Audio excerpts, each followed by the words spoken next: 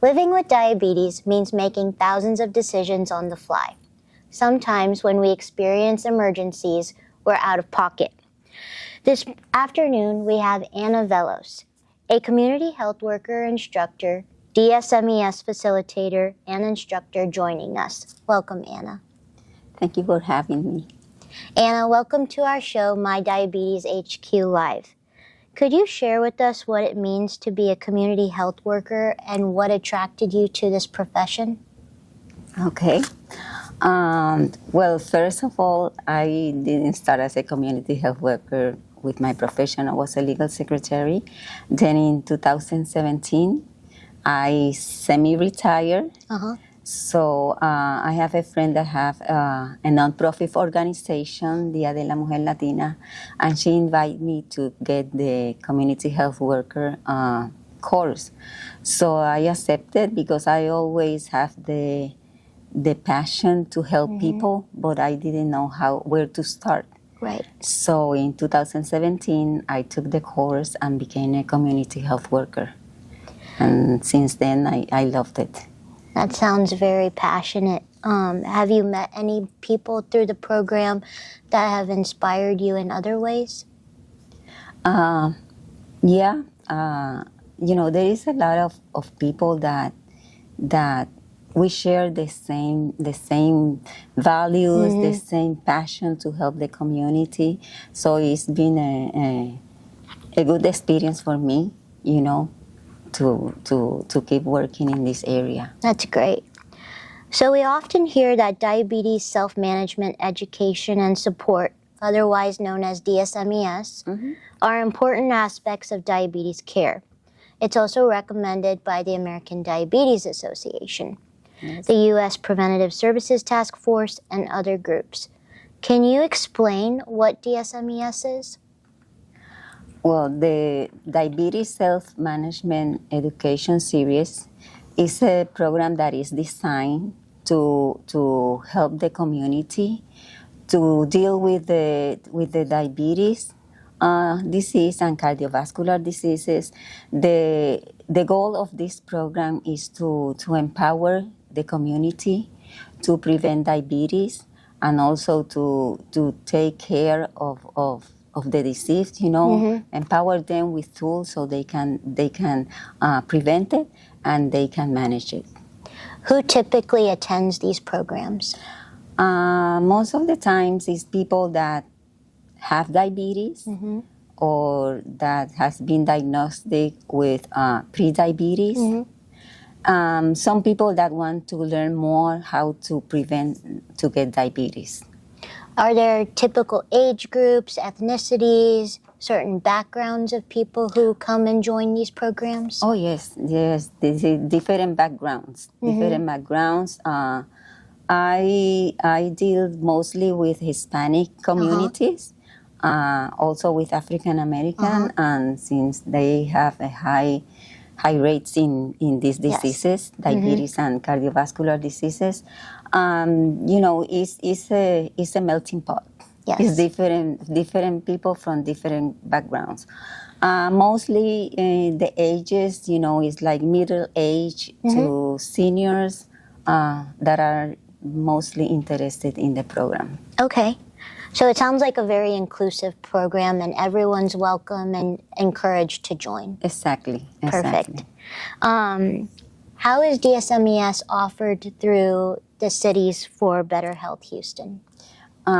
It's offered by the Faith and Diabetes, by the Institute of Spirituality and Health. Yes. And also it uses the reach and the influence that these spiritual organizations have in the community, and through this Faith and Diabetes is a program that we use to offer the DSM program. That's great. Thank you for sharing that. As a DSMES facilitator and instructor in Houston, you clearly have a unique perspective and you're able to empower diabetes patients in the community. Can you share some of the challenges that you've experienced or faced, especially in terms of providing effective education and support to the community? Well, yes, there is some challenges Yeah. that we have to face. One of them is, finding places first to offer the program. Even though we have a good marketing and advertising program, sometimes it's difficult to find places. Also, the participation of the community. When you say places, you mean facilities to host? Facility to host. We would love to have more churches, more multi-service centers where people go and gather for different things. But we are working on it, and it's, we are getting there. The other challenge is, the participation of the community. Right. We know that this day everybody's in the surviving mode. Yes. Everybody wants to find, how I gonna survive these days and all that stuff. But it's good to know that, to be out of the surviving mood, you need to have a good health. Yes. And people didn't realize that. So that's what we are working on, working with them to understand that if you don't have a good health, if you don't take care of yourself, you cannot provide, you cannot keep going. So most of the times it's also cultural barriers. Yes. Sometimes the language. Yes. Also the stigma. A stigma in our communities is to break with the habits that we have for so many years, and culturally that we have those habits. So those are mostly the challenges that we face, but we can work with, and we can break those challenges. Right. So there are very effective ways to combat these challenges, right? You're talking about surviving, and kind of our mantra at My Diabetes HQ is to help people thrive and not just survive, right? Exactly. And so by providing these DSMES courses, you're empowering people to take that preventative approach. Exactly. Instead of being reactive, is what you're kind of explaining, right? They're in survival mode. They're just trying to combat their day-to-day health challenges instead of looking at the overall picture, the long-term goal of being like, I need to go to the doctor, I need to get my A1C checked, I need to get my blood pressure checked, get healthy foods, exercise. It's an all-encompassing program, right? And so I think what you're saying is, while there are challenges in the community, we're providing an opportunity to combat those and provide opportunities for thriving instead of just surviving. Exactly. So Ana, adapting educational programs to meet the diverse needs of our population is crucial. How have you modified your programs to ensure they are accessible and impactful to everyone, particularly during challenging times? Well, for me, to have the trust of the people. So how are you building trust with the people? I'm building trust with the people. Let them be. Not to tell them what to do. It's just be open to listen. Yes. Be empathetic. Yes. Tell them, we are here to help you, through education and to support you. Yes. It's just let them be. And be open with them, and you gain that trust with time. At the beginning is not going to be easy. Yeah, it's an evolving process. Exactly, right? It's an evolving problem. And even though the program is 6 weeks, when you finish the program, they treat them like family, and they are happy, to know the program, and they make friends with the other people. Yeah, it probably helps, right, to have friends in the program, to have a familiar face where they're getting credible resources. So it's building that trust that you're talking about. Exactly. So I think collaborating with healthcare providers is probably very essential for improving patient outcomes. Mm-hmm. Can you speak to how these collaborations have enhanced the effectiveness of the DSMES programs? Yes, we have one of the modules Uh-huh. that we have in the program is teach the people how to know their healthcare team. So we teach them how to start getting confident with their doctor, how to ask questions, how to tell them how they feel, and building that trust that we were talking about. For them, we tell them that you are the most important part of that healthcare team. Yes. And you are the one, when you open yourself to the doctor, when you talk to them, they feel good, they feel appreciated that you are part of the team. It's not it's not the doctor tell you what to do or Right. take this medication. You need to build that trust between the patient and the caregiver. So also when I have the chance in the health fairs with the doctors, with the nurses, with other people, tell them about be open with the patient, Yes. understand the culture is very important to build that trust between the patient and the healthcare team. So we tell them, we show them how to do it, and they feel more confident, when they finish the course on how to tell, Right. to talk to the doctors and their healthcare team. Also, we tell him it's not only just one primary physician. Yeah. There is many specialists that you need to see, that you need to know, that can help you manage, help you go through the process. Yes. So. Because ultimately the patient is their best self-advocate, right? Exactly. And we want the patient to be part of their healthcare plan. Exactly.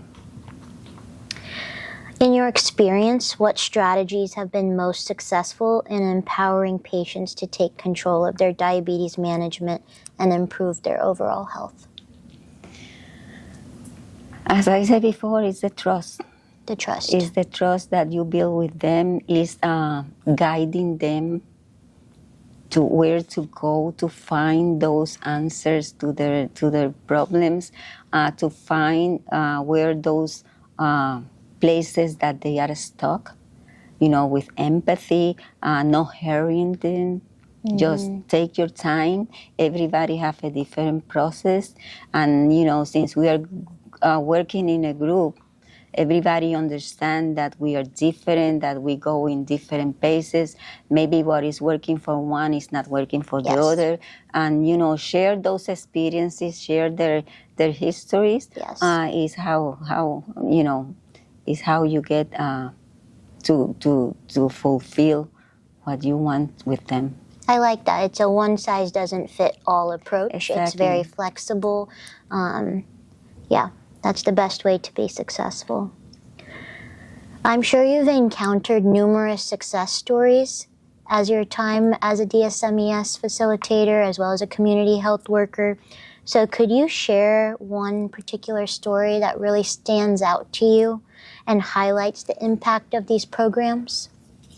Yeah, we have, thanks God, and thanks to the program, we have successful stories in mostly every group that we have done.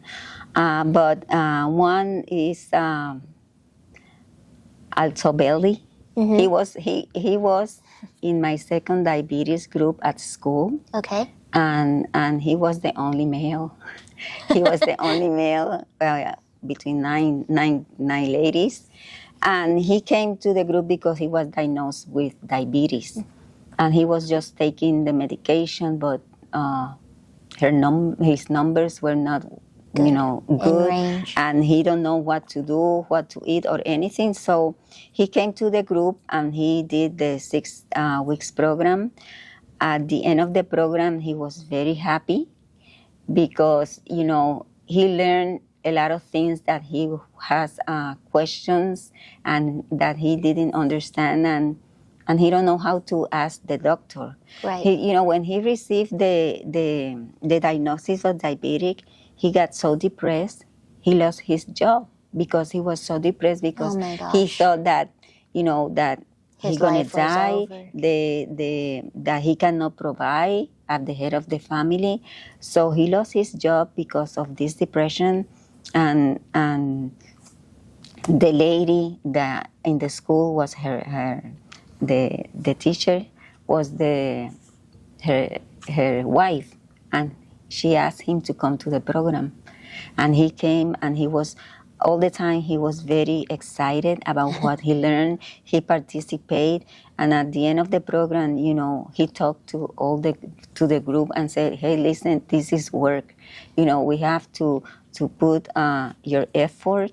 And his numbers came down from 9 to 5. Wow. His blood pressure, his cholesterol, everything. He started changing his diet and walking. That's amazing. And he was very happy, and he talked to everybody, about his experience. That's a great story. Mm-hmm. Thank you for sharing that. So when we think about the Houston community, right, we have a bunch of social determinants of health that are vital to diabetes care. Mm-hmm. How do you incorporate these into your educational programs? Well, that as a community health worker, we know that those determinants, social determinants, are a reality for the community, Right. and they live with those every day. Yes. In the program, you teach them how to, it's not only your body that need to be healthy, it's your mind, Yes. it's your body, and your spirit. Yes. And our community has a lot of resilience. Mm-hmm. And that's why we use, we talk about the challenges in the community. As I said, everybody's in the survival mood. Mm-hmm. Where I find food, where I find the money to pay the rent. Yes. I don't have health insurance. So what we do is talk about it, know that they are there, and give them tools to deal every day with those issues, to understand it. If you can get out of it, good. But if you can, you have to accept it and work with. And feel empowered. Exactly. And not let those things affect you. Yes. Just look for the resources. There is a lot of resources in the community. Sometimes they don't know. So we give resources to them to look for the help that they need. And also, a lot of these resources that you're mentioning are available on the My Diabetes HQ platform as well, right? Exactly. That's why we are teaching them how to look for resources, yes. And sometimes navigate them. Yes. Well, Ana, thank you so much. This has been a very great conversation. Are there any parting thoughts you want to leave our viewers with? How can they get involved with the DSMES courses? Yes, we would like to invite them, to participate in this program. The best of all is free. It's Yes. free for the community. It's a very complete program. Even though it's 6 weeks, we cover a lot of information. Mm-hmm. We give resources. We invite them, even if you don't have diabetes, come, because it's a program to prevent it. And it's a program for everybody. It's a short program. It's very active, interactive. We share recipes, we share exercises. Mm-hmm. We teach the community, how to read labels, how to do portions. It's a very complete program. Yeah. I loved it because it's a short program and it's a complete program. Yes. So we invite you to come and join us in this effort to fight diabetes. And you can have the information in mydiabeteshq.org. Yes. So please join us. Come and see us. Thank you. Thank you. So thank you to our viewers for joining us on today's episode. Be sure to tune in weekly for our next episode. Additionally, all resources mentioned here today will be available on mydiabeteshq.org. Thank you.